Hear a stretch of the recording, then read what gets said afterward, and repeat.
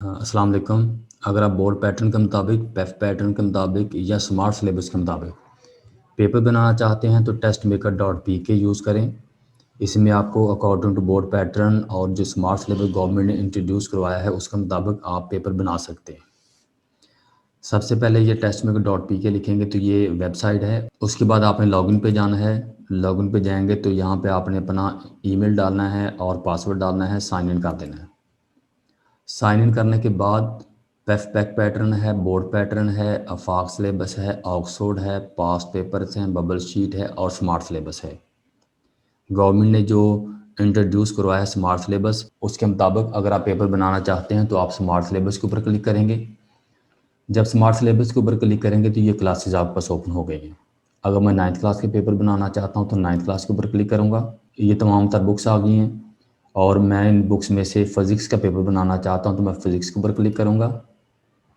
ये सारे चैप्टर्स आ गए।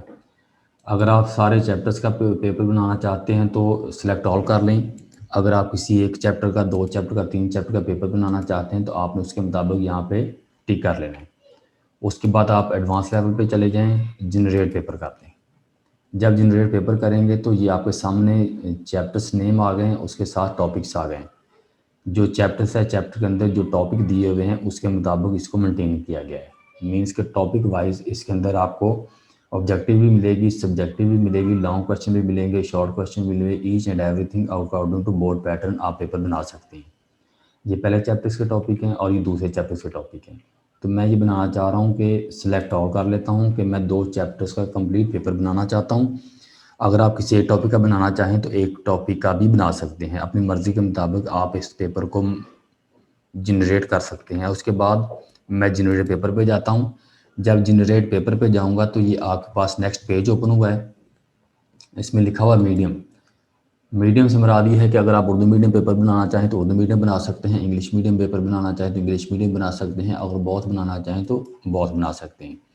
पेपर साइज़ अपनी मर्ज़ी का ले सकते हैं, फ़ॉन्ट साइज़ अपनी मर्ज़ी का ले सकते हैं, टाइम अपनी मर्ज़ी का यहाँ पे लिख सकते हैं, यहाँ पे टर्म लिख सकते हैं। मैं लिखता हूँ सेकंड टर्म, एग्ज़ामिनेशन लिख लें या फाइनल टर्म लिखें, जो भी आप लिखना चाहें लिख सकते हैं।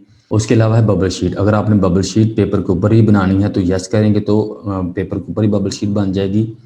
तो अगर आपने पेपर के ऊपर नहीं बनानी, अकॉर्डिंग टू बोर्ड पैटर्न बनानी है, according to board pattern bubble sheet बनानी है तो उसके लिए अलग पीछे फ़ोल्डर पड़ा हुआ है, आप उसको यूज़ कर सकते हैं।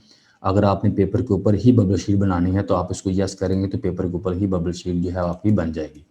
तो मैं अलग से बबल शीट बनाना चाहूँगा, जो मैं आपको पीछे जाकर दोबारा से एक वीडियो बना के अपलोड करूँगा, जिसमें आप देखेंगे कि अकॉर्डिंग टू बोर्ड पैटर्न किस तरह से बबल शीट जो है वो मेंटेन की जाती है। उसके अलावा एमसीक्यूज़ हैं। एमसीक्यूज़ जितने आप देना चाहें, मैं यहाँ पे देना चाह रहा हूँ 5 एमसीक्यूज़ देना चाह रहा हूँ तो यहाँ पे 5 लिख दें और जितने नंबर का एमसीक्यूज़ है उतने नंबर लिख दें। 1 नंबर का एमसीक्यूज़ आता है तो आपने क्या करना है, यहाँ पे 1 नंबर का एमसीक्यूज़ लिख देना है। तो इसमें सिस्टम क्या करेगा, रैंडमली अपनी मर्ज़ी से 2 चैप्टर के अंदर से जो एमसीक्यूज़ होंगे उनको उठा के दे देगा।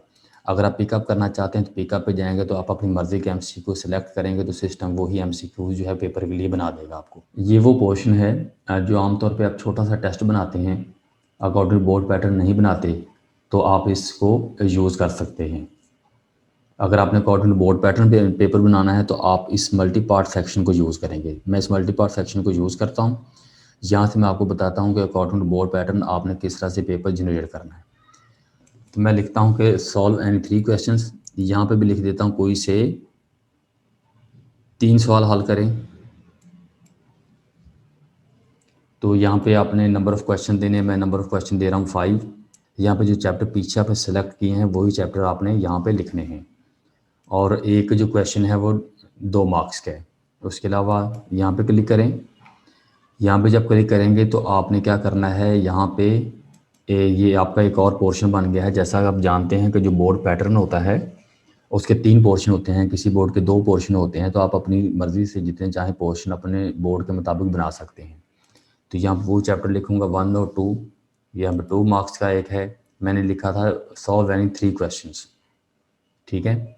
उसके बाद एक तीसरा पोर्शन भी आप बना सकते हैं। यहाँ पे 5 लिखता हूँ, यहाँ मैं जस्ट कहता हूँ कि जी मुझे चैप्टर 1 में से यही मुझे जो तीसरा पोर्शन जो है चैप्टर 1 में से बनाना है, तो आप चैप्टर 1 लिखते हैं यहाँ पे और 2 नंबर का एक सवाल है। उसके बाद आपने ये आपके पास शॉर्ट क्वेश्चन बन गए हैं। शॉर्ट क्वेश्चन जो 3 पोर्शन होते हैं ये आपके वो कंप्लीट हो चुके हैं। उसके बाद लॉन्ग क्वेश्चन की तरफ आते हैं। लिखा हुआ है कि सॉल्व एनी 2 क्वेश्चंस, यहाँ पे भी आप 2 ले लें। उसके बाद यहाँ पे लिखें कोई से 2 सवाल हल करें। अगर आप इंग्लिश मीडियम पेपर बनाना चाहें तो सिर्फ ये लिखेंगे, उर्दू मीडियम पेपर बनाना चाहें तो सिर्फ ये लिखेंगे।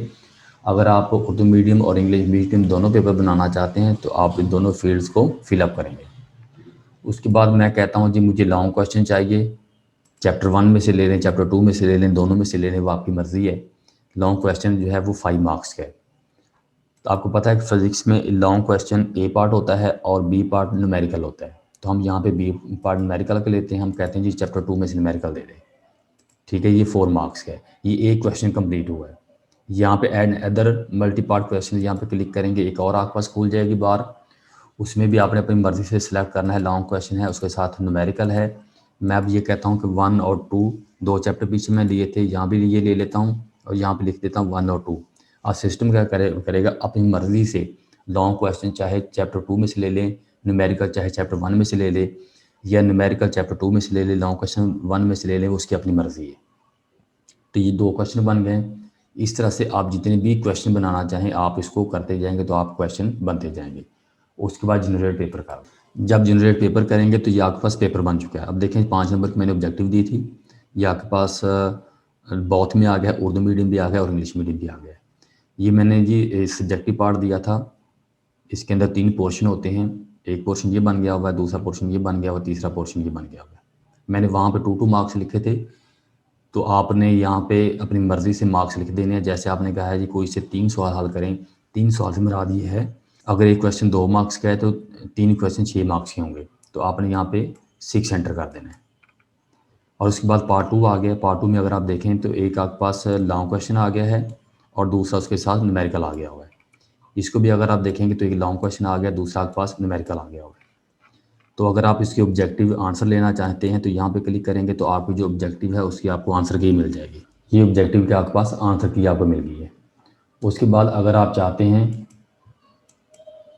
कि इसको एडिट करना तो यहाँ पे एडिट के ऊपर क्लिक करेंगे तो आप ये जितने भी ये जो रेड लाइन्स नज़र आ रही है इसके अंदर जो कुछ भी है आप उसको ऐड कर सकते हैं, अपनी मर्ज़ी से उसको चेंज कर सकते हैं, अपनी मर्ज़ी से क्वेश्चन चेंज कर सकते हैं, जो भी आप इसमें तब्दीली लाना चाहें वो तब्दीली इसके अंदर आ सकती है। उसके बाद आप शफल करेंगे, शफल से मुराद ये है कि आपका डिफरेंट पेपर आ जाएगा। एक चैप्टर के अंदर कम से कम 4 से 5 तरह के डिफरेंट पेपर आप बना सकते हैं और जिसमें 80% डाटा चेंज होगा, 20% डाटा जो है वो रिपीट होगा। सेव करेंगे तो आपके सिस्टम के अंदर पेपर सेव हो जाएगा, प्रिंट करेंगे तो आपका पेपर जो है वो प्रिंट हो जाएगा। ये आपका पेपर प्रिंट हो गया हुआ जी। आपको किसी किस्म की प्रॉब्लम है, किसी चीज़ की समझ नहीं आई तो हमारे ऑफिशियल नंबर पर रब्ता करें तो आपको इंशाल्लाह ताला प्रॉपर गाइड किया जाएगा। यहाँ पे एक और मैं बात बताना चाहता हूँ आपको, जो सब्जेक्टिव में भी है ऑब्जेक्टिव में भी है। अगर आप अपने स्कूल का नेम जो है उसको बड़ा करना चाहते हैं तो फ़ॉन्ट उसको बड़ा कर सकते हैं। अगर इसका फ़ॉन्ट आप चेंज करना चाहते हैं वो आपको पसंद नहीं तो आप इसका फ़ॉन्ट भी चेंज कर सकते हैं। ये भी फैसिलिटी इसमें दी गई है जो कि किसी और जो सॉफ्टवेयर है उसके अंदर मौजूद नहीं है।